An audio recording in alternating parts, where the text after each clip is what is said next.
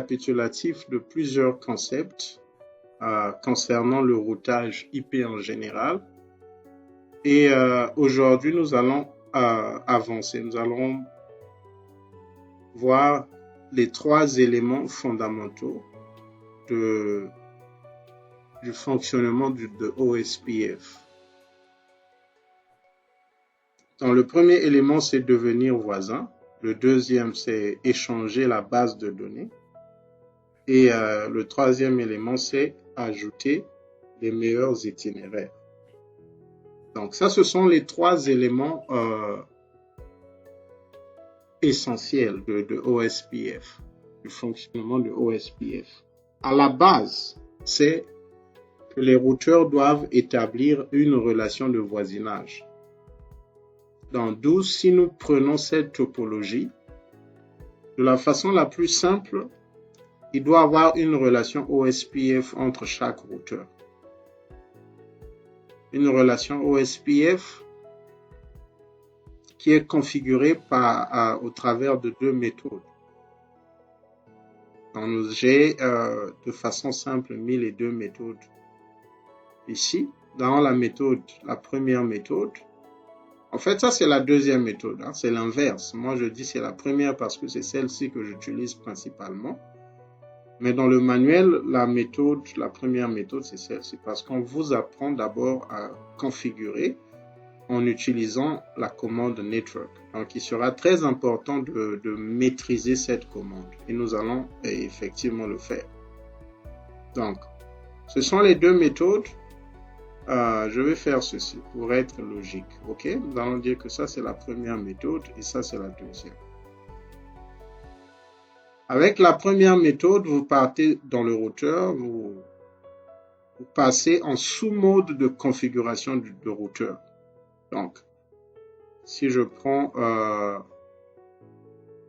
l'un des routeurs ici, si je fais router, je mets le point d'interrogation, ça me montre plusieurs options. BGP, EIGRP, ISIS, ISO IGRP, Lisp, Mobile, ODR, OSPF, OSPF v3, RIP. Je pense que nous avons principalement parlé de BGP, qui est le routeur qui interconnecte les systèmes autonomes, donc le routeur qui fait fonctionner l'Internet. Nous avons parlé de EIGRP, qui était un protocole propriétaire de Cisco, qui est devenu un open standard, parce que Cisco l'a publié au travers d'un RFC. Donc, c'est un protocole qui est considéré comme Advanced Distance Vector. Nous avons ISIS qui est un Link State Protocol, qui est un protocole, qui est un Link State Protocol utilisé par les fournisseurs d'accès Internet. Et puis, nous avons OSPF qui est un Link State, le Link State Protocol le plus populaire et l'unique protocole de routage au programme du CCNA. Enfin, nous avons aussi OSPF v3. Donc, c'est OSPF pour IPv6. Et enfin, nous avons RIP. Donc, pour le reste, ce que vous voyez ici, en tout cas au niveau, je pense que ça concerne d'autres technologies ou d'autres branches. Mobile, je ne sais pas si ça concerne ceux qui font la téléphonie mobile. Lisp, c'est une technologie qui est de plus en plus populaire. Je pense qu'on introduit un peu le Lisp au niveau du CCNP. Le reste, on peut ignorer. ODR, Router, On-Demand Stab Route. Ok, bref. Donc, lorsque vous faites router, vous pouvez choisir le protocole. Ce qui nous intéresse, c'est OSPF. Nous faisons OSPF. Point d'interrogation. On nous demande de choisir un numéro de processus, le process ID. Vous êtes libre de choisir le processus entre 1 et 65 535. Donc, dans le cas de notre topologie, nous sommes en train d'utiliser le processus numéro 1. Mais c'est tel que vous le voyez, vous êtes libre de choisir. Lorsque vous choisissez le numéro de processus, vous cliquez OK. Et là, vous êtes en mode de configuration de routage. Okay? si vous mettez le point d'interrogation, vous avez plusieurs paramètres. Un protocole tel que OSPF a plusieurs paramètres. Parce que ça, ce sont les paramètres et dans chaque paramètre, il y a encore des sous-modes. Donc, d'où la complexité de ces technologies parfois. Parce que si vous partez, faites par exemple distribute list. Bon, ce ne sont pas peut-être toutes les options qui ont des sous-modes, mais peut-être la majorité. Bref. Donc ça, c'était pour cette méthode. Maintenant, une fois que vous êtes ici, vous allez appliquer le Network Command. Maintenant, comment est-ce que vous déterminez en fait, quels paramètres vous devez considérer dans votre Network Command? Je donne l'exemple du routeur 1. Okay? Si nous sommes dans le routeur 1 a deux interfaces. Une interface qui va vers vers Ethernet 02. En fait, nous avons l'interface Ethernet 02 et nous avons l'interface Ethernet 00. Dans chaque interface, nous avons configuré une adresse IP et chaque adresse IP fait partie d'un sous-réseau. Cette adresse IP fait partie du sous-réseau 133.1.1.0/30 et cette adresse IP sur le Ethernet 00 fait partie du sous-réseau 133.1.2.0. Donc, pour activer OSPF dans ce routeur, pour ces deux interfaces, vous allez appliquer, par exemple, le Network Command Network. Vous allez mettre 133.1.1.0. Vous allez mettre le masque 003. Ok? Vous allez dire, mais pourquoi est-ce qu'on met le masque 3? En fait, pourquoi est-ce que le masque contient une valeur telle que 3 alors que lorsqu'on écrit en décimale, c'est 255, 255. Ok, je vais écrire. Lorsque nous configurons l'adresse IP, nous configurons l'adresse IP ainsi qu'il suit. 133.1.1.1. Le masque que nous mettons, 255, 255, 255, 252. Maintenant que nous sommes en train de configurer la commande network, dans OSPF, nous sommes en train de mettre 133.1.1.0, ce qui est logique parce que nous sommes en train d'activer le subnet et non l'adresse IP. Nous sommes en train d'activer le subnet. Parce que le subnet, je vais préciser, ici c'est l'adresse IP configurée sous l'interface. IP de l'interface. Ok? Et cette adresse IP de l'interface, logiquement, fait partie du sous-réseau. Sous-réseau 133.1.1.0/30. Voilà pourquoi lorsque vous êtes dans votre Network Command, vous ne mettez pas, vous n'activez pas l'adresse IP, mais vous activez le sous-réseau. Donc voilà pourquoi vous mettez 133. C'est comme lorsqu'on fait le IP route. On fait un IP route vers un sous-réseau.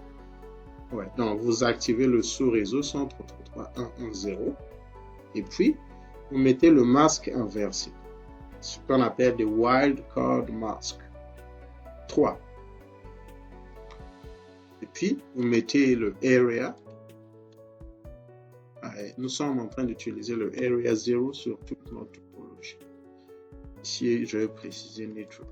Donc ça, c'est un peu la structure du network command. Je vais agrandir. Text, select font, routine, ok, apply, ok. Donc ça, c'est un peu la structure du network command. Pour l'instant, remarquez simplement que ce masque a 252 à la fin. Si on fait le lien entre le masque décimal de l'adresse IP, ok, et ce wildcard masque, ce que vous allez remarquer, c'est simplement ceci. Le masque en décimal, c'est 255, 255, 255, 252. Et le wildcard, c'est 0,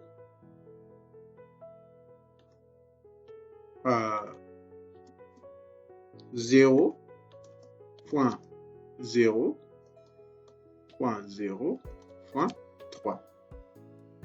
OK?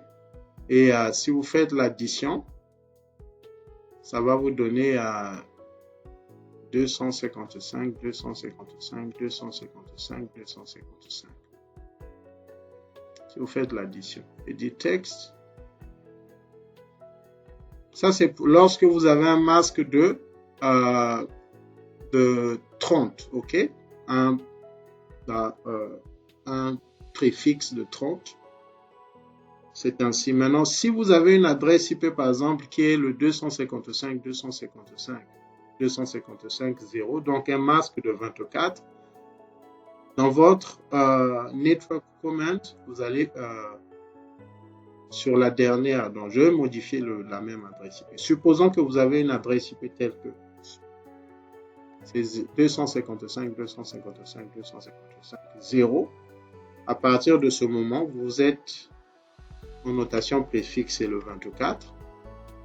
Et sur le dernier octet de votre masque inversé, de votre wildcard masque, vous aurez 255.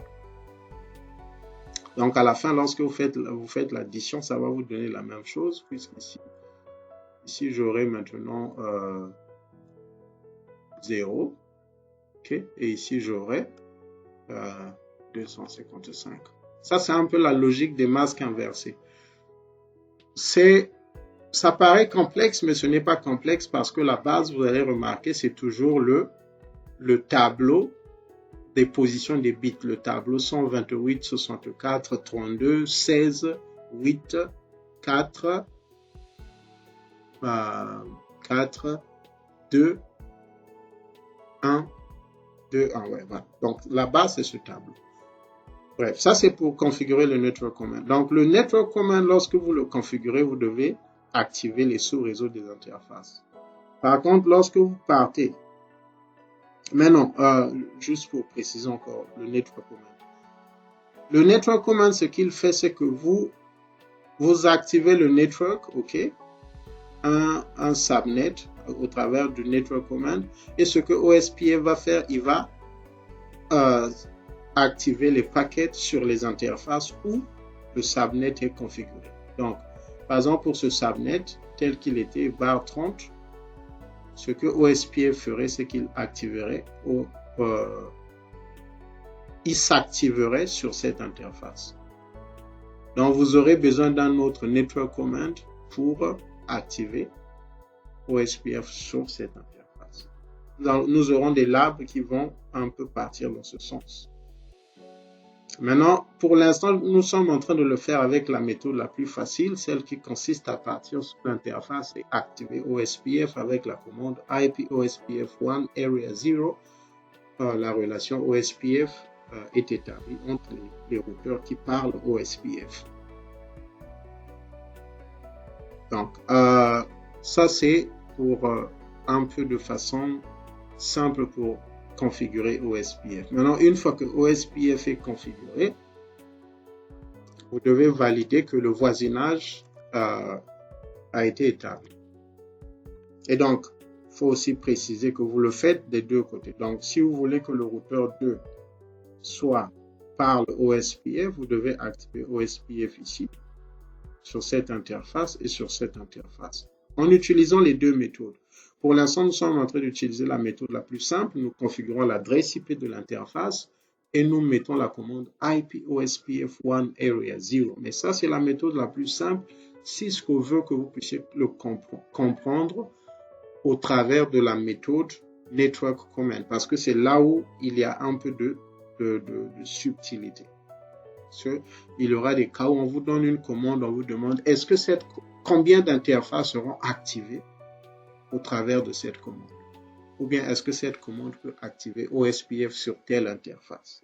Donc c'est là où vous devez comprendre comment est-ce qu'il faut lire les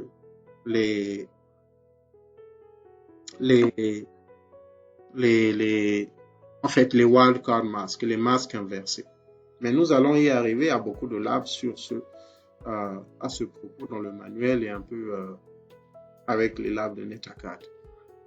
Donc, ça, c'est pour activer OSPF. Une fois que OSPF est activé, vous devez valider que la relation OSPF existe. Donc, vous partez dans le routeur, vous faites show IP OSPF neighbor. Donc, là, par exemple, dans ce routeur, je suis dans le routeur 3 plutôt. J'ai deux voisins, ok? Le premier voisin, c'est celui qui répond avec le neighbor, le route ID 444. Et le deuxième, c'est celui qui répond avec le route ID 222. Donc, nous sommes dans le routeur 3, ok? On nous dit qu'il y a deux voisins. Un voisin à l'adresse IP 4444, donc c'est le routeur 4, ok? Le premier voisin. Et l'autre voisin, c'est celui qui a l'adresse IP 2222, donc c'est ce routeur. On nous dit le state, nous allons voir ces détails. Le state, c'est full. Dead time, nous allons voir ce que cela veut dire, mais c'est un peu la logique de STP. Lorsqu'on a une relation OSPF, on doit communiquer. Si tu arrêtes de communiquer avec moi, si tu arrêtes de m'envoyer des hello, à un moment donné, je vais briser notre relation OSPF parce que vous pouvez me demander si tu existes ou pas. Après, nous avons l'adresse. Ok, ça c'est maintenant cette adresse, remarquez, ça c'est maintenant l'adresse IP de l'interface. Ok, ça c'est le neighbor ID. La première valeur c'est le neighbor ID. Nous allons voir ce que cela veut dire. Mais ça c'est l'adresse IP de l'interface. Je vais faire quelque chose. Si nous faisons show IP interface brief.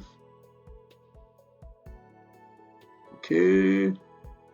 111, ok, il a le G0011112. Donc, remarquez que ces adresses IP, ce sont les adresses IP des voisins.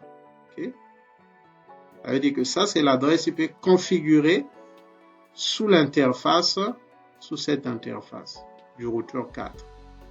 Et cette adresse IP, c'est celle qui est configurée sous l'interface du routeur 2.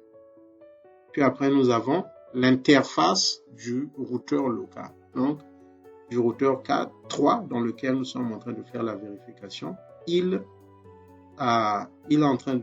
OSPF a été activé au travers de gigabyte 01. C'est pas trop visible, mais c'est gigabyte 01 et le deuxième c'est gigabyte 00. Donc ça c'est un peu une validation simple de la relation OSPF. Donc ça, c'est le premier élément.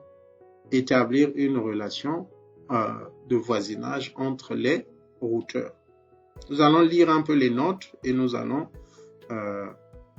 avancer. Je vais effacer ceci.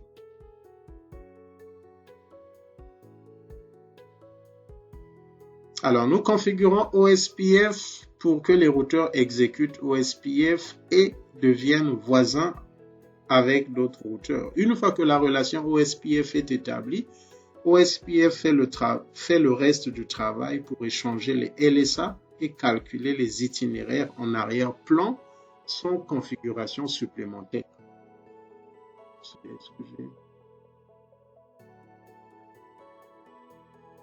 Ok. Donc, pour ceux qui étaient là hier, toutes mes excuses. Pour ceux qui étaient là hier, je vais quand même repartir sur le LSA. C'est juste quelques slides et puis on va y arriver. Donc, toutes mes excuses, on va essayer de revenir ici pour que nous puissions avoir un peu, nous puissions comprendre le contexte en fait avant d'arriver. Qu'est-ce qui fait que la relation OSPF soit obligatoire? Pourquoi? Donc, nous allons introduire cela. Les protocoles de routage échangent essentiellement des informations afin que les routeurs puissent prendre connaissance des routes. Les routeurs prennent connaissance des informations sur les sous-réseaux. Donc, on reprend.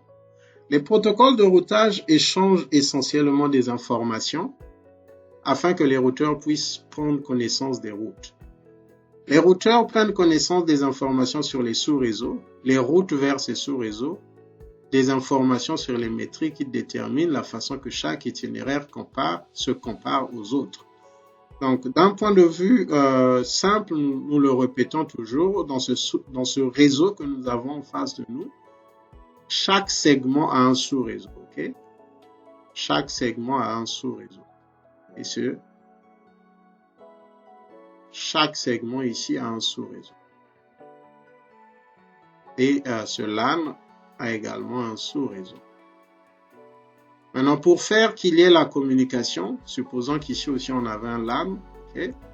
Pour faire qu'il y ait communication, les routeurs, a priori, lorsque le réseau fonctionne correctement, tous les routeurs doivent prendre connaissance de tous ces sous-réseaux. Okay? Le routeur 1 doit prendre connaissance, il y en a combien? 1, 2, 3, 4, 5, 6, 7, 8, 9, 10, 11. Donc, il y a 11 sous-réseaux. Tous les routeurs doivent prendre connaissance de ces 11 sous-réseaux. Une fois qu'ils ont connaissance de ces 11 sous-réseaux, ils vont calculer les meilleures routes sur la base des métriques. Donc, ça, c'est la première chose. Et comment est-ce qu'ils prennent connaissance de ces sous-réseaux? Parce qu'ils vont créer la relation de voisinage et les routeurs voisins vont commencer à les informer. Parce que nous avons vu qu'à la base, chaque routeur a déjà les routes qui sont connectées. Donc, si on vient dans ce routeur, si je fais show,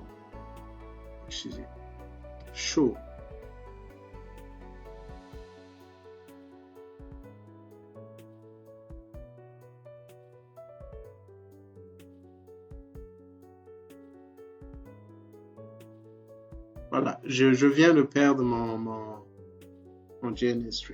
Vraiment.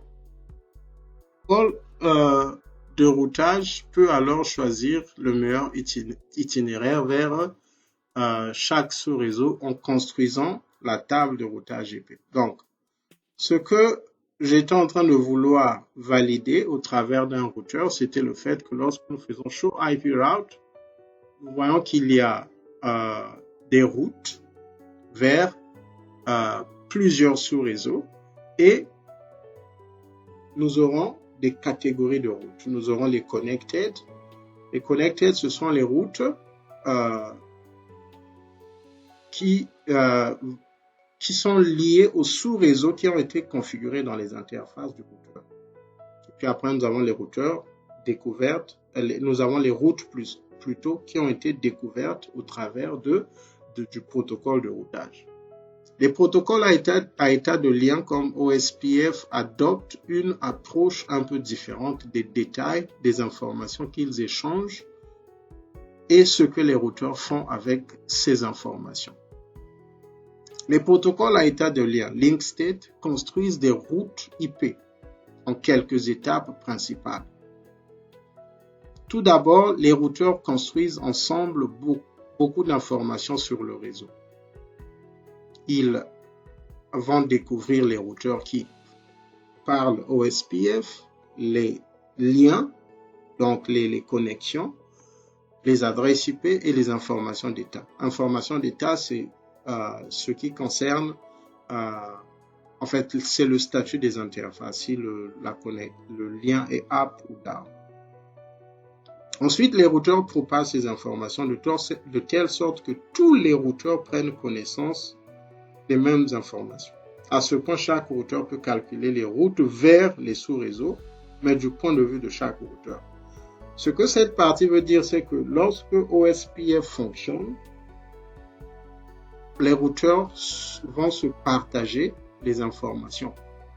Et l'un des éléments capitaux est que tous les routeurs doivent avoir,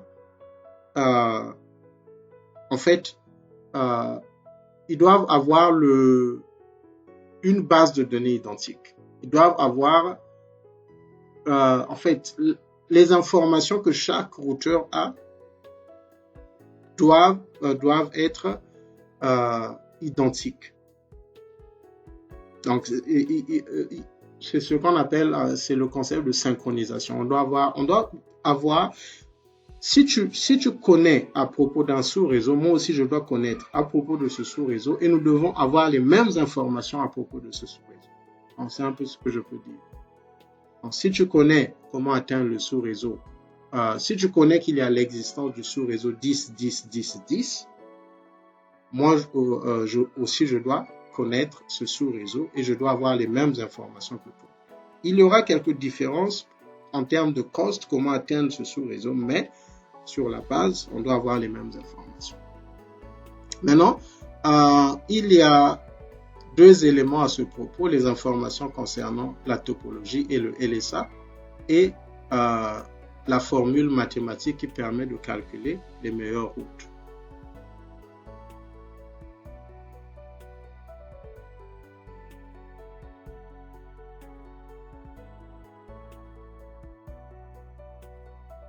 OK. Informations concernant la topologie. Les routeurs utilisant des protocoles de routage à état de lien doivent annoncer collectivement tous les détails sur le réseau à tous les autres routeurs. À la fin de ce processus de propagation des informations à tous les routeurs appelé flooding, chaque routeur du réseau possède exactement les mêmes informations sur le réseau. Donc, je pense qu'il y a une illustration, voilà, c'est ici. Toutes les fois que nous activons OSPF sur une interface, il y a la propagation de cette information dans le réseau et à tous les routeurs qui parlent OSPF.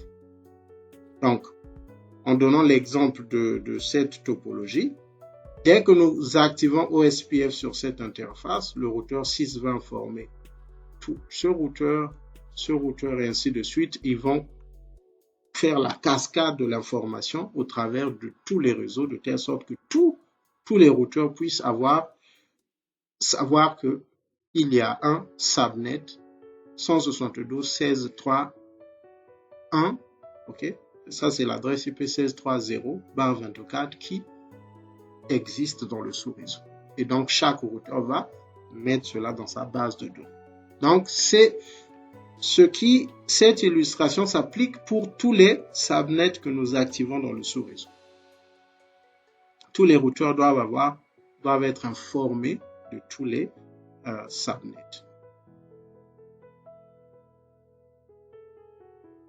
OK. Donc, ça, c'est le flooding.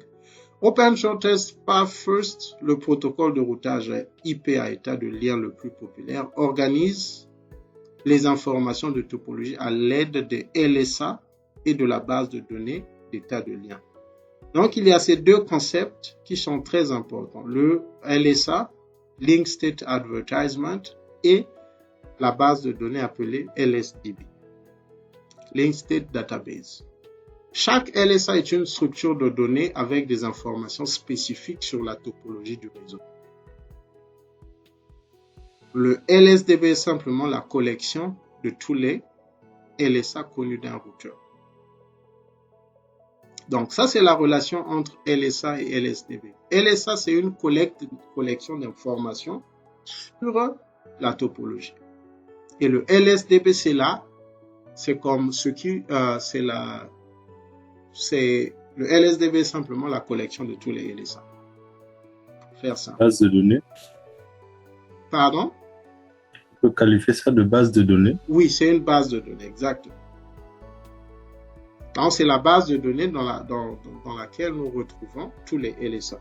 Et les LSA, ce sont des informations concernant la topologie. Donc, ici encore, on nous montre que lorsque nous configurons ce subnet, ok, il y a un LSA qui est créé. Link State Advertisement. Le LSA qui est créé à propos de ce sous-réseau va contenir l'adresse, l'identifiant du routeur, ce qu'on appelle le route ID. Vous allez voir route ID encore RID. Donc le RID, c'est l'identifiant. Nous allons voir comment est-ce que le route ID est sélectionné. Comment est-ce que l'identifiant du routeur est sélectionné.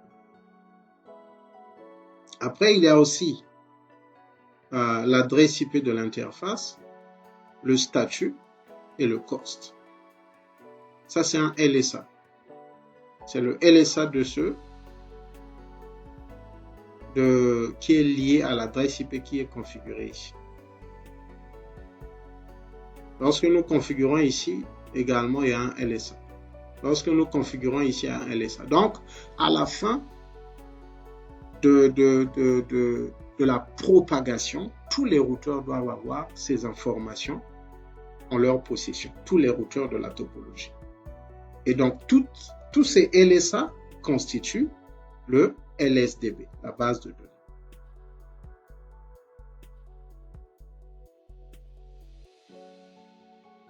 Maintenant, l'image dessus montre un exemple simplifié du processus de propagation flooding des LSA avec R6 envoyant le LSA d'origine et les autres routeurs propagent le LSA en le transmettant jusqu'à ce que chaque routeur en ait une copie.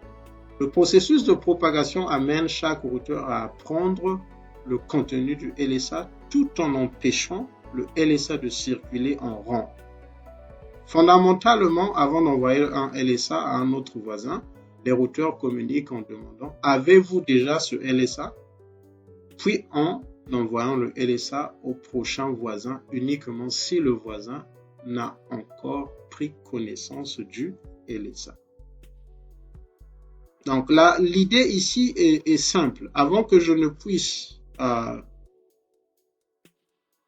t'envoyer un LSA, je vais d'abord te demander, est-ce que tu as ce link state advertisement? Est-ce que tu as ce LSA?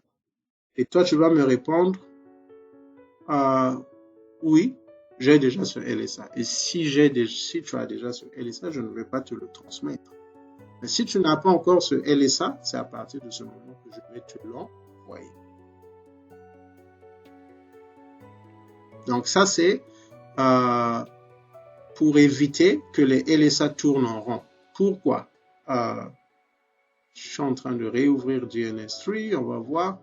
J'espère que nous aurons accès. Ce qu'on veut éviter, c'est que le LSA tourne en rond. Donc, si on prend l'illustration de cette topologie, ok, supposons que ce routeur a déjà reçu le LSA concernant cette adresse IP au travers du routeur de ce routeur. Ok, il a déjà reçu. Les deux routeurs qui sont ici, même s'ils sont connectés, ne pourront plus l'envoyer le même LSA. Parce qu'ils vont d'abord le demander. Est-ce que tu as le LSA concernant le 172.16.3.1? Il va dire oui, j'ai déjà reçu ce LSA. Donc c'est un peu ce concept pour éviter que les LSA tournent en rond. Une fois propagé, les routeurs réinjectent occasionnellement chaque LSA. Donc, lorsque nous activons OSPF sur une connexion, le LSA est propagé. Ça, c'est la propagation initiale. Les routeurs vont réinjecter le LSA, par exemple, lorsque certaines informations changent. Okay?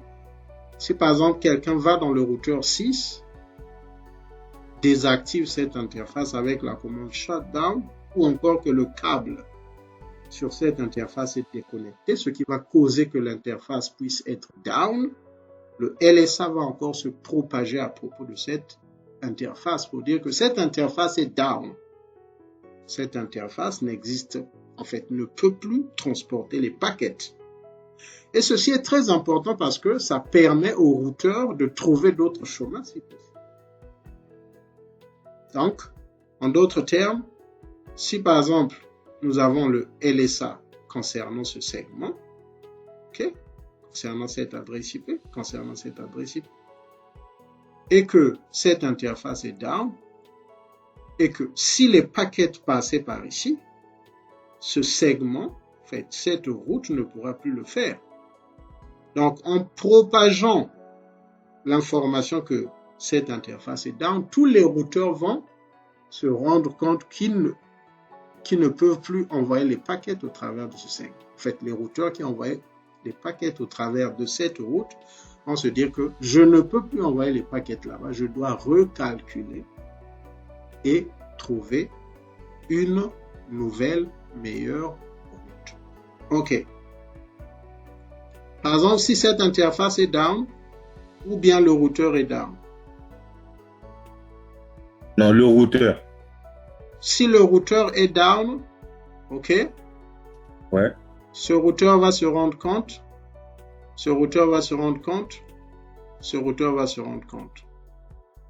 Pourquoi? Ok. Parce que ils ont des relations OSPF. OK? Il y a une relation OSPF ici, il y a une relation OSPF ici, et il y a une relation OSPF ici.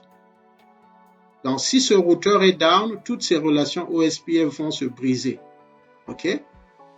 D'accord. Et donc, ces trois routeurs vont envoyer des LSA pour signaler que ce segment, par exemple, n'est plus accessible. Actif. D'accord. Donc, ça, c'est une question pertinente parce qu'il faut aussi analyser l'aspect où si c'est un routeur qui est down ou si c'est simplement une interface qui est down. Interface. Ouais. Donc, si c'est une interface qui est down, le routeur, par exemple, je donne l'exemple. Si cette interface est down, lui ne peut pas se rendre compte, OK, par lui-même, parce que la relation OSPF ici va toujours exister. C'est seulement cette interface qui est down. Lui ne va pas se rendre compte, lui ne va pas se rendre compte. Donc, lui, le routeur 6 doit les informer que je ne peux plus transporter les paquets au travers de l'interface F00 parce qu'il est down. Donc, si vous savez comment, si vous avez une autre possibilité pour atteindre ce sous-réseau, cherchez. C'est un peu ça l'idée.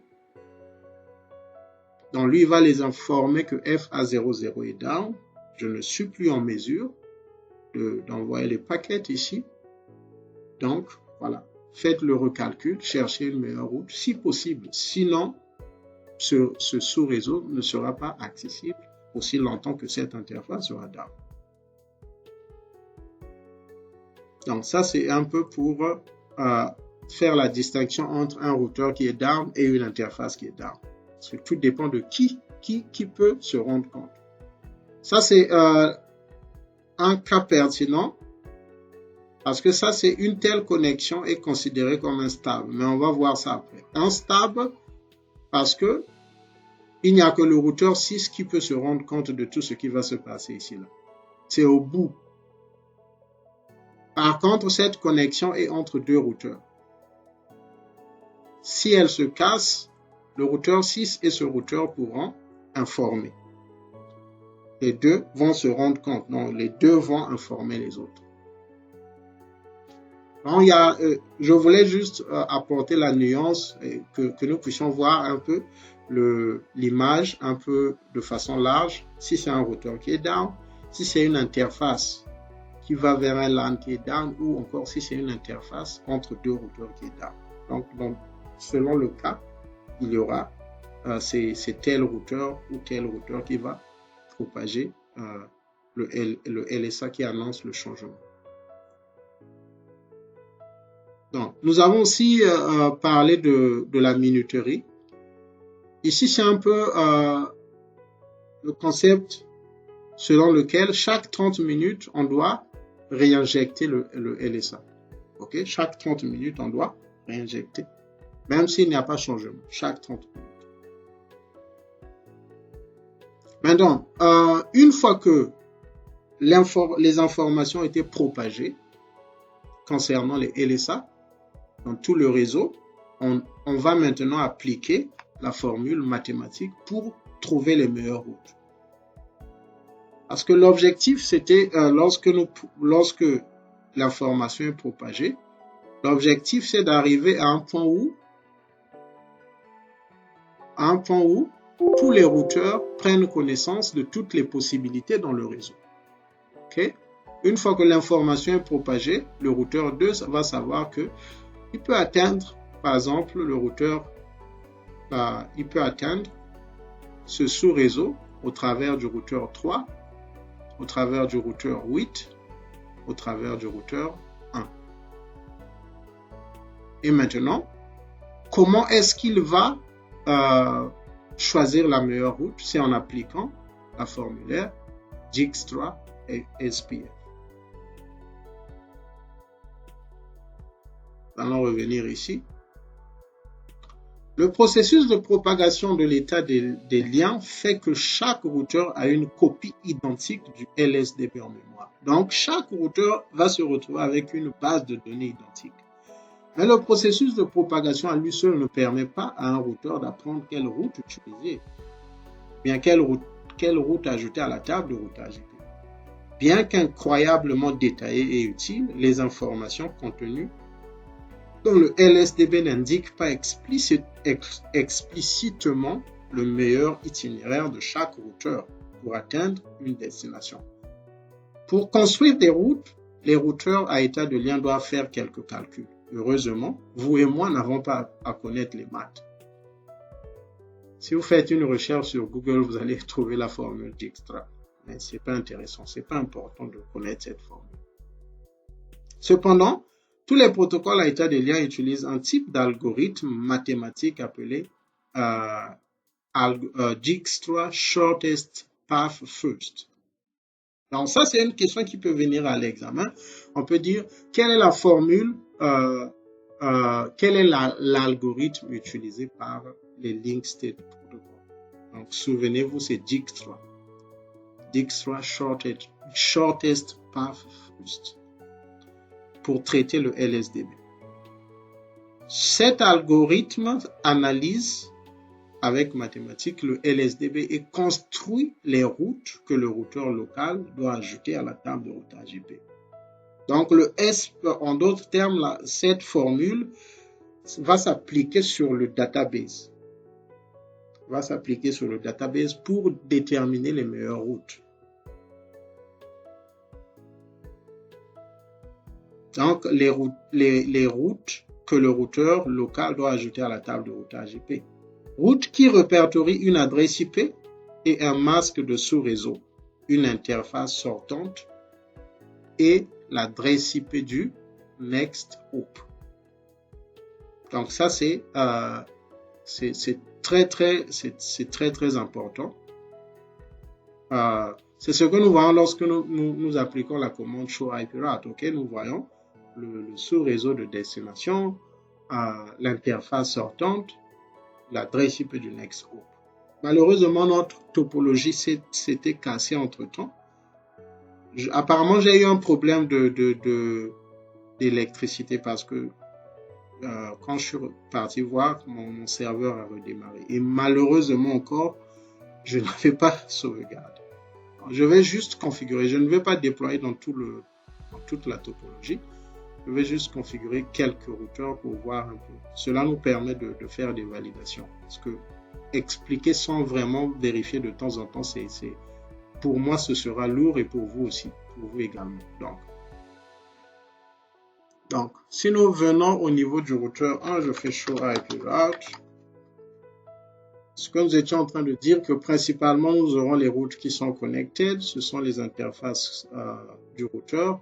Et puis après, nous aurons des routes découvertes au travers de OSPF.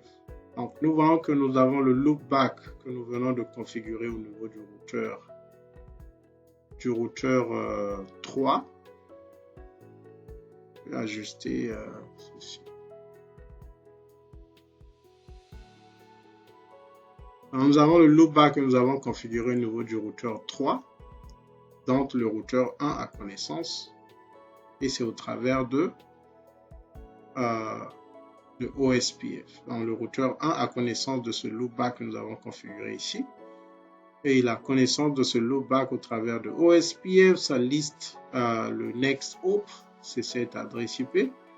Et la durée. Depuis quand est-ce que ce loopback a été découvert? C'est au travers de l'interface G Ethernet 02 que il a découvert ceci. Donc ça c'est un peu le choix lorsque la meilleure route a été calculée et installée dans le IP Routing Table. Maintenant les trois éléments, c'est là où nous étions. Nous configurons OSPF pour que les routeurs exécutent OSPF et deviennent voisins avec d'autres routeurs. Une fois que la relation OSPF est établie, OSPF fait le reste du travail pour échanger les LSA et calculer les itinéraires en arrière-plan, sans configuration supplémentaire. Les bases de la relation de voisinage OSPF. Les voisins OSPF sont des routeurs qui utilisent tous deux OSPF et qui se trouvent tous deux sur la même liaison de données. Des routeurs peuvent devenir des voisins OSPF s'ils sont connectés au travers d'un même VLAN, d'un même lien de série, au travers d'un même lien de série ou même liaison Ethernet 1. Donc ici, on pouvait avoir des interfaces de série, ok? Mais nous avons principalement des connexions au travers d'Ethernet. Il faut également préciser ce que veut dire au travers d'un même VLAN ici.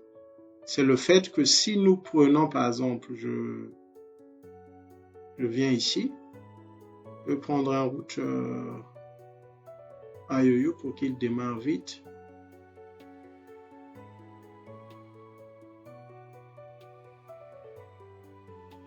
Ok, on peut prendre ce routeur. On va le start. On va prendre ce switch. Alors, si nous mettons ce routeur ici, je vais déplacer ceci.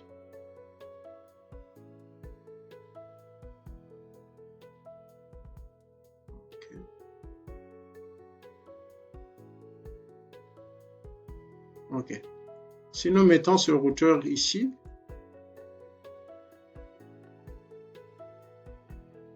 ça c'est la relation au travers de VLAN. Démarrer. 0,1. 0,0.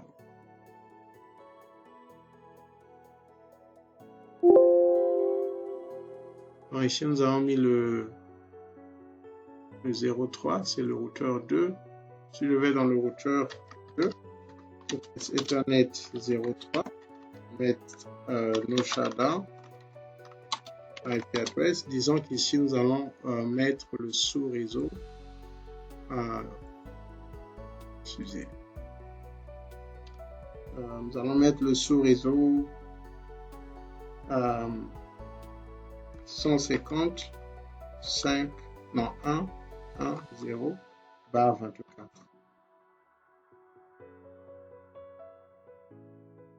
Donc, ça c'est le sous-réseau entre ces trois routeurs. Et donc nous allons mettre l'adresse IP 150 1 1 2 0.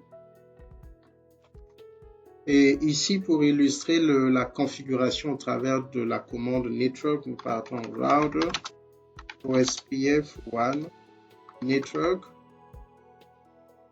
Ok, network. On va mettre 150 1 1 0 0 0 0 255 area 0. Okay. Nous n'avons pas mis la commande IP OSPF sur l'interface, mais nous avons activé ce sous-réseau dans OSPF. Et donc, vu que cette interface est dans ce sous-réseau, OSPF va commencer à envoyer les paquets. Alors, au niveau du routeur 1, c'est l'interface 0.1. 0.1. Shutdown. IP address 150.1. 1, ici le 1. 255, 255, 0. Ici, nous pouvons mettre simplement IP OSPF 1, area 0. Là-bas, c'était juste pour illustrer. Et puis, on va démarrer ce routeur.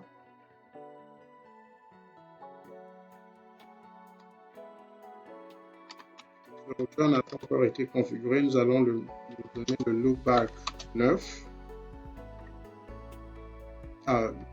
Loopback 1. IP address 9999 255 255 255 et exit. Ici là c'est le G00. C'est G00. Donc shutdown. IP address 150.1.1 9 255 0. Donc on va mettre IP OSPF 1 area 0. Donc, si tout va bien, normalement, il y aura une relation OSPF qui va se créer ici, telle que nous le voyons. Elle a été créée. Donc, il y a une relation OSPF entre ces routeurs. Et ça, on pouvait ajouter autant de routeurs possible. Nous n'avons pas modifié le VLAN et nous savons qu'ils sont en train de communiquer au travers du VLAN 1. Donc, l'essentiel, la base, c'est de mettre un subnet et configurer une adresse IP de ce subnet dans chaque routeur, dans les routeurs qui seront connectés au travers du même VLAN. Donc, si nous venons ici, dans Show IP OSPF Neighbor, nous voyons qu'il a deux voisins. Okay? Le routeur 1 et le routeur 1 ici et le routeur 2. Bref, ça c'était pour illustrer comment est-ce que vous le configurez au travers d'un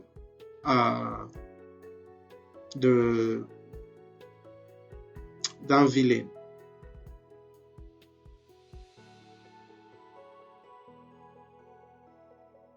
Maintenant, devenir voisin. Les bases de la relation de voisinage OSPF, nous continuons. Outre l'existence sur un même lien, afin de devenir voisin, les routeurs doivent envoyer des messages OSPF et s'accorder à devenir voisin. Et ça, c'est un élément très important. Pour que nous puissions devenir voisins, on doit s'accorder sur certains paramètres. OK? Nous venons de configurer OSPF ici. Ils se sont tous accordés parce qu'il y a certains éléments qui concordent. Si je repars dans ce routeur configure terminal, je mets interface, c'était le G00, ok, et je mets IP address 160, ok, normalement c'est le 150, nous mettons 160 1 1 1 255 255 0. La relation OSPF va se détruire parce qu'ils ne s'accordent plus. Okay? Nous sommes dans le subnet 150.1.1.0. Toi, tu es maintenant dans le subnet 160. Nous ne nous accordons pas. Donc, corrigez cela. Vous remettez et la relation OSPF va se rétablir. Ça, c'est juste un exemple, mais il y a plusieurs paramètres. Tels que nous le voyons, la relation OSPF a été rétablie. Pour ce faire, les routeurs envoient des messages Hello OSPF. Okay? Souvenez-vous des Hello de Hello PPDU. Souvenez-vous. Okay. Donc, en fait, voilà pourquoi au départ, c'est un peu lent. Mais une fois qu'on a compris, parce que les mécanismes sont à peu près identiques. Les protocoles fonctionnent un peu de la même façon sous certains aspects. Ils n'accomplissent pas le même travail. OSPF et STP n'accomplissent pas le même travail. Mais du point de vue des Hello, des timers, c'est à peu près les mêmes concepts. Et cela s'applique pour tous les protocoles. Donc, se présentant aux voisins potentiels. En supposant que les deux voisins potentiels ont des paramètres OSPF compatibles, les deux forment une relation OSPF et seraient affichés dans la sortie de la commande show IP OSPF neighbor. C'est ce que nous venons de voir. Lorsqu'une relation OSPF est down, les routeurs voisins propagent les LSA affectés par le lien OSPF. Les routeurs vont encore appliquer l'algorithme SPF pour trouver les meilleures routes. Et c'est ce que nous étions en train de d'illustrer, lorsqu'il y a un routeur qui est down et une connexion est down, les routeurs doivent recalculer les paramètres. Maintenant, l'autre aspect de devenir voisin, c'est rencontrer des voisins et découvrir leur identifiant de routeur. Avec OSPF, le processus commence par des messages appelés messages OSPF Hello. Les Hello répertorient l'ID de routeur, donc le route ID de chaque routeur. Il sert de nom unique à chaque routeur ou identifiant pour OSPF. Enfin, OSPF effectue plusieurs vérifications des informations contenues dans les messages Hello pour s'assurer que les deux routeurs doivent devenir voisins. Les RID OSPF sont des nombres 32 bits. Par conséquent, la plupart des sorties de commande les répertorient sous forme de nombres décimaux à points. Par défaut, iOS choisit l'une des adresses IPv4 de l'interface du routeur pour utiliser comme son RID. Cependant, le RID OSPF peut être directement configuré. Je vais pour le RID. Je vais finir la lecture ici. Dès qu'un routeur a choisi son RID et que certaines interfaces sont aptes, le routeur est prêt à rencontrer des voisins. Donc, la première chose, c'est de choisir le RID. Donc, si nous venons ici, dans le routeur que nous venons d'ajouter, je vais essayer de tout enlever. Je vais mettre no interface hello 9, no interface hello 1, interface G00, no IP address, no router OSPF 1. Donc, j'ai tout enlevé avec ces commandes. Je vais ici show IP protocols. Remarquez que nous n'avons que ceci. Ok, ça c'est routing protocol is application. En fait, on n'a pas encore un protocole de routage. Si je fais do show IP interface brief, j'ai le G00 qui est app mais n'a pas d'adresse IP. Si je reviens ici, je fais config terminal, je mets router ou encore je vais interface G00 IP address 150. Non, je mets IP OSPF 1 area 0. On me dit OSPF will not operate on this interface until an IP is configured on it. OK? Parce que le G00 pour l'instant n'a pas d'adresse IP et donc OSPF ne va pas fonctionner jusqu'à ce qu'on puisse y mettre une adresse IP. Après, on nous dit OSPF process 1 failed to allocate unique router ID and cannot start. Donc, le processus OSPF ne peut pas commencer en l'absence d'un RID. Donc, un numéro de routeur. Donc, ça, c'est lorsqu'il n'y a rien. Maintenant, lorsqu'il y a des adresses IP, il y a une logique à suivre. OK? Si nous mettons par exemple IP address 150, nous allons remettre l'adresse IP qui est ici 9, 255.255.0. Pourquoi? Show IP. Remarquez que nous avons maintenant OSPF, OK? Parce que nous avons mis l'adresse IP. Maintenant, si nous vérifions show IP protocols, remarquez que nous avons maintenant, en dehors du routing protocol is application, nous avons maintenant routing protocol is OSPF et l'interface qui participe dans OSPF, c'est le G00. Il a connaissance du routeur qui a l'identifiant 111, donc le routeur 1. Il a également connaissance du routeur qui a l'identifiant 222, donc le routeur 2, et le routeur 333, le routeur 3. Donc, la distance. Bref, maintenant, lui, son router ID, on peut le voir ici. Son router ID, pour l'instant, c'est l'adresse IP que nous avons configurée. OK? Supposons que nous partons, nous ajoutons un loopback, interface loopback 1. IP address, nous allons remettre le même loopback 999.255.255.255. Pour l'instant, l'identifiant OSPF du routeur qui a été sélectionné, c'était l'adresse IP. En fait, c'est l'adresse IP que nous avons mis sous l'interface. Ok, maintenant, nous allons configurer un loopback. Donc, le loopback a été configuré. Si nous faisons do show IP interface RIP, remarquez que nous avons l'adresse IP de l'interface et le loopback. Donc, le loopback, vous n'avez pas besoin de le no-chat, il est systématiquement up. Maintenant, si nous repartons avec do show IP protocols, l'identifiant du routeur n'a pas encore changé. Mais si nous faisons exit, nous allons redémarrer le processus OSPF. Donc, il y a une commande pour le faire. Clear IP OSPF process 1. Donc, le processus est lié en fait, si vous êtes en train d'utiliser le processus 1, 2, nous avons vu que c'est jusqu'à 65. Vous choisissez le numéro de processus que vous voulez redémarrer. Donc, choisissez le 1, process ID. Ok. D'abord, et puis, all OSP processes. Si nous voulons que ce soit tous les processus, on peut mettre yes, simplement. Et donc, nous réinitialisons. Tel que vous avez vu que le neighborship a été déconnecté, et puis après, il a encore été activé.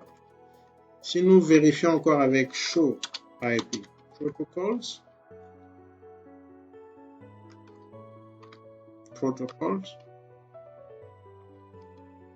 ok, le router ID n'a pas changé. Je crois que ça devait changer, mais ça n'a pas changé. Normalement, la logique est que si je vais tout enlever rapidement, l'identifiant du routeur, nous avons vu que c'est l'adresse IP de l'interface qui a été sélectionnée. Ce que je voulais, c'est de faire l'inverse. C'est d'enlever, si je vais dans interface G00, je mets no IP address, donc j'ai enlevé l'adresse IP et je mets no interface loopback 1, j'enlève aussi le loopback et puis après je mets no router OSPF1. Donc, j'ai tout enlevé. Maintenant, après, je vais faire l'inverse. Je configure le loopback interface loopback 1. Je vais rappeler la même commande, excusez. Loopback 1. Je reconfigure le loopback. Et puis, je vais reconfigurer l'interface G00 avec l'adresse IP.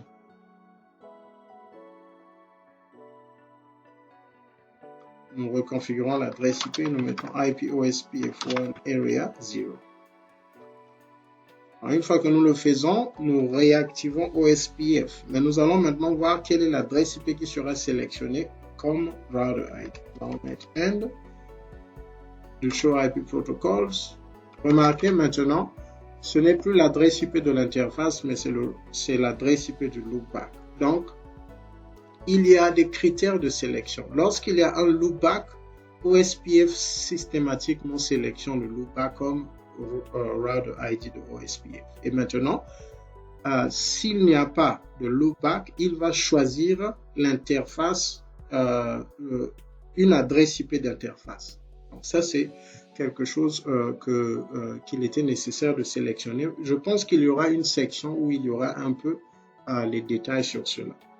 Donc, nous avons vu que pour que le processus OSPF commence, nous devons avoir une adresse IP dans le routeur.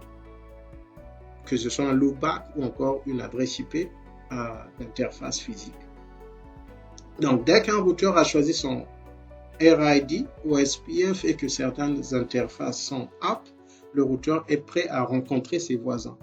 Les routeurs OSPF peuvent devenir voisins s'ils sont connectés au travers du même sous-réseau. Pour découvrir d'autres routeurs parlant OSPF, un routeur envoie des multidiffusions paquets OSPF Hello à chaque interface et espère recevoir des paquets OSPF Hello d'autres routeurs connectés à ces interfaces. Donc, lorsque nous activons OSPF, que ce soit au travers de la commande IP OSPF 1 Area 0 ou encore en mettant la commande Network et le sous-réseau que nous voulons activer, dès que cela est fait, le routeur commence à envoyer des hello. Des hello sont envoyés. Donc, du coup, si nous venons ici dans ce routeur où nous nous trouvons, si nous mettons debug IP OSPF, nous pouvons debug plusieurs paramètres, le adjacency, capability, database, timer, demand circuit, events, flood, HA, hello. Bref, nous allons nous intéresser au hello pour l'instant. Si nous mettons hello, après quelques secondes, nous allons voir que les messages vont commencer à passer, ok? Les hello vont commencer à passer. Et les hello sont transmis à cette adresse IP multicast, ok? Multidiffusion, 224.0.0.5, area 0, en provenance 2. Et lui aussi, il est en train de recevoir. Remarquez qu'il est en train de send, il est en train de receive. Et là, il est en train de receive de la part de ses deux voisins également. Il est en train de recevoir de la part du routeur 2. Il est également en train de recevoir de la part du routeur 1. Donc, lui, il est en train de send. Eux, ils sont en train d'envoyer. Et eux aussi, ils sont en train de recevoir. C'est ainsi que la relation OSPF est maintenue. On doit se contrôler. On doit savoir que tu es toujours là. OK? Est-ce que tu es là? Ouais, je suis là. Donc, c'est l'objectif de ces hello. Maintenant, OK, nous allons parler de rencontrer les voisins. Le premier hello, c'est pour contient des détails sur OSPF, les paramètres OSPF, et c'est au travers de ce hello que les routeurs s'accordent sur les paramètres les plus importants et décident s'ils vont établir la relation OSPF. Et une fois que la relation OSPF est établie, les hello qui suivent, c'est pour maintenir la relation. Donc, les routeurs 1 et 2 envoient tous deux des messages hello sur le lien. Ça, c'est un exemple. Ils continuent d'envoyer des hello à un intervalle régulier en fonction de leurs paramètres de minuterie hello. Les messages hello eux-mêmes ont les fonctionnalités suivantes. Le message hello suit l'entête du IP packet avec le type de protocole IP89. Les paquets hello sont envoyés à l'adresse IP 224.0.0.5, c'est ce que nous avons vu ici, 224.0.0.5. Une adresse IP multicast de destination de tous les routeurs parlant OSPF. Donc, le 224.0.0.5, c'est une adresse IP multicast qui est utilisée par tous les routeurs qui parlent OSPF. Donc, ça peut être une question où on pose quelle est l'adresse IP multicast de OSPF, des routeurs qui parlent OSPF, c'est le 224.0.0.5. Les routeurs OSPF écoutent les paquets envoyés à l'adresse IP de multidiffusion. Souvenez-vous des types de communication, broadcast, multicast, unicast. Multicast, on avait dit que lorsqu'un paquet est envoyé au multicast, tous les équipements qui ont souscrit à recevoir des messages de cette adresse IP multicast vont recevoir le message. Donc, en d'autres termes, lorsque nous activons le processus OSPF, ces routeurs acceptent de recevoir les paquets de OSPF parce qu'ils vont commencer à parler OSPF. Donc, ils vont commencer à écouter les messages qui sont transmis à l'adresse de multidiffusion 224.0.0.5. Donc, rencontrer des voisins et découvrir leur identifiant de routeur. Donc, ici, nous avons les trois états parce que il y a le concept de state dans OSPF, OSPF state, OSPF state. Donc, c'est le concept des états.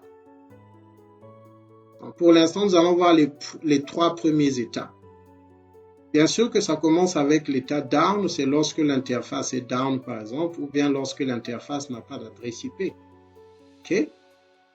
Lorsqu'une interface n'a pas d'adresse IP, elle ne peut pas communiquer dans un réseau. Lorsqu'une interface est shut down ou encore est down pour des raisons peut-être de deuxième couche, il ne peut pas communiquer dans le réseau.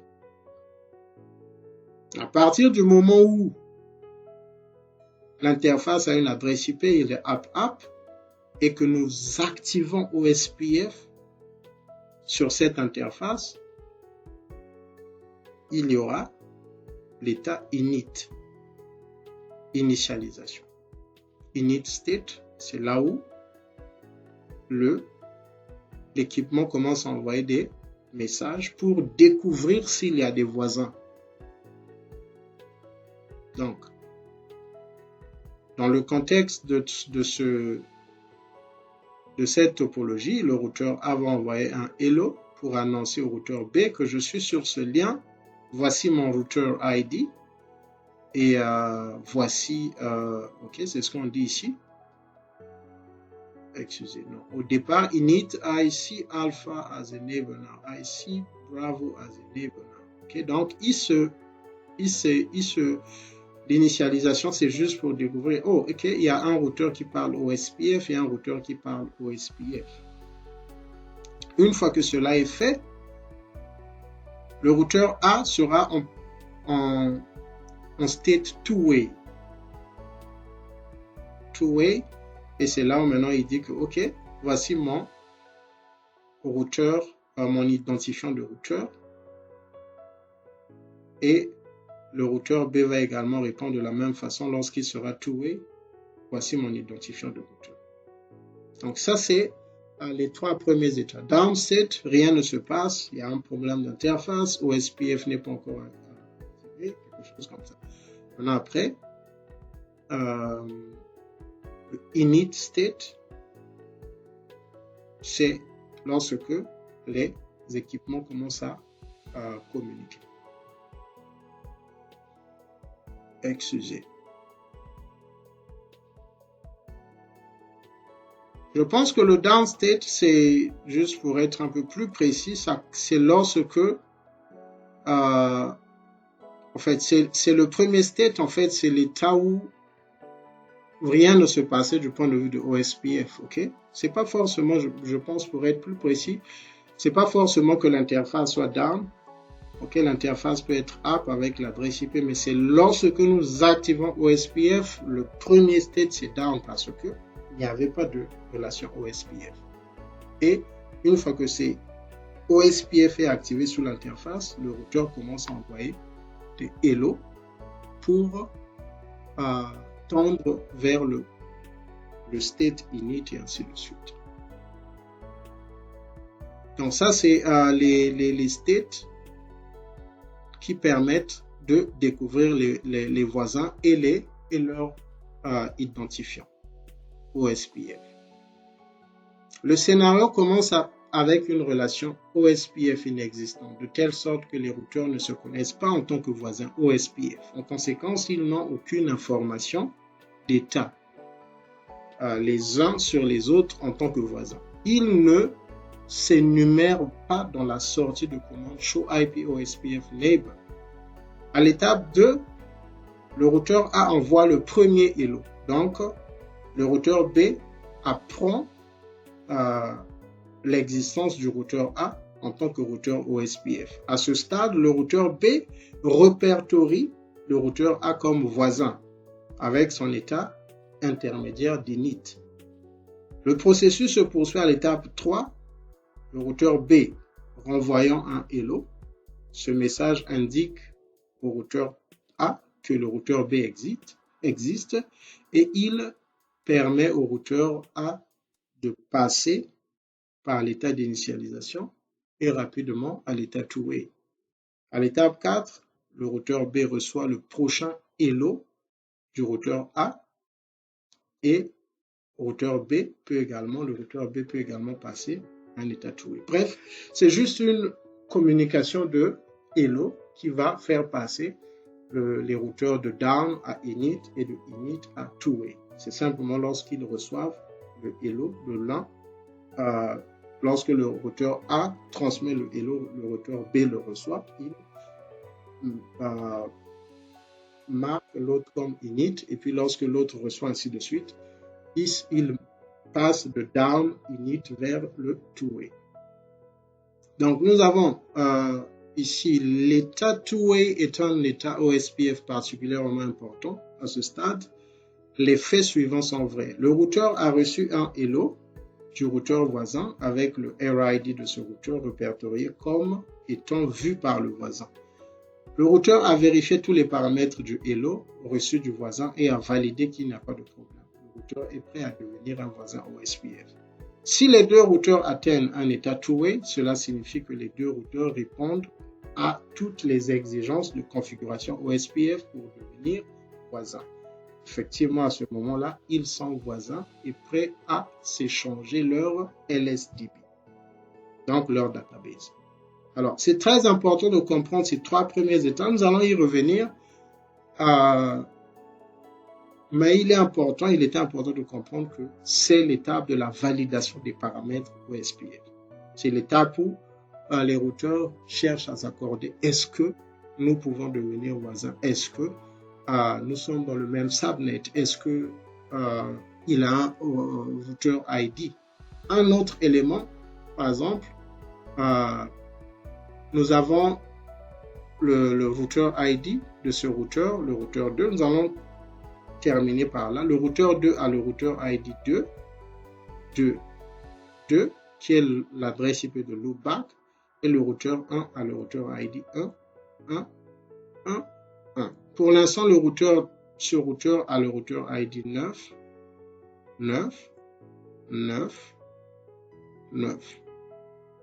Du coup, si nous partons dans le routeur 2, nous faisons show IP OSPF neighbor, il voit ce routeur comme avec un neighbor ID 999. Okay? C'est ce qu'il voit. Maintenant, si nous venons au niveau de ce routeur, par exemple, configure. Nous allons créer une situation, nous allons mettre dans la session routeur OSPF 1, nous allons mettre route ID, puisqu'on avait dit que le route ID peut être configuré.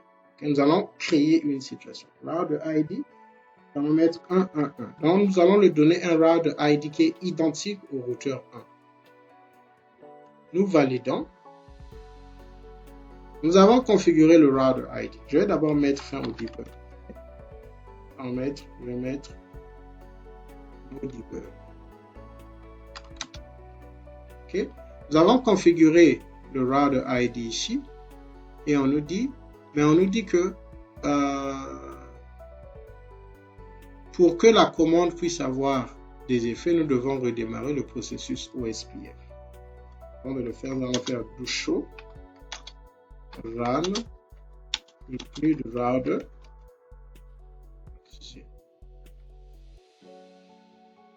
Ok. Show run include router.